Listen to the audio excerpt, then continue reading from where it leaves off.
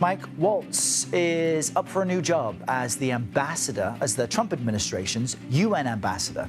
The president announced his nomination hours after news broke that Waltz would no longer be his national security advisor. CBS News senior White House correspondent Weijia Jiang joins us now for more on this. Good morning to you, Weijia. This seems to be the first real shakeup of President Trump's second term. What do we know about why it's happening? Well, sources tell us that after Mike Waltz inadvertently added a reporter to a Signal group chat that ultimately ended with some sensitive information being shared, that his influence started to decline.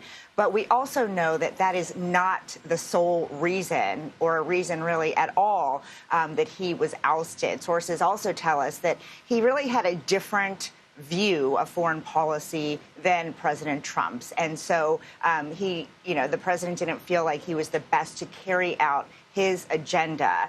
And ultimately, this ended with just over 100 days serving as national security advisor. And now the president says that his Secretary of State, Marco Rubio, will serve as the interim NSA while he decides who to permanently fill that spot. Errol. So considering that, Weijia, our viewers might have a hard time understanding why then he is being given another high-profile opportunity. The president's giving him effectively a soft landing in nominating him to be UN ambassador.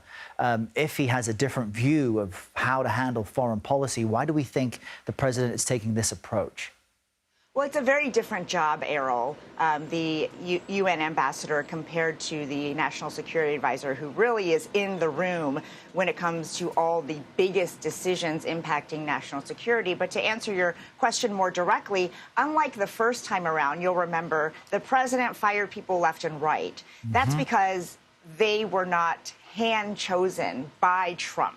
He was new to Washington. He was listening to the counsel of several advisors. And then ultimately, he had no qualms about getting people that did not fit with what he wanted. This time around, we watched the process carefully, and he handpicked the closest, fiercest, loyalist allies to be in these top spots. And so if he were to fire them, any of them, it would reflect poorly on him. So this is a soft landing, a way to sort of rearrange. But make no mistake, Errol, this is, not a promotion, as has been suggested in by some people. Yeah, no, you make a great point, Weijia. I remember, and I know you do as well, that first Trump administration was just a tweet with all caps.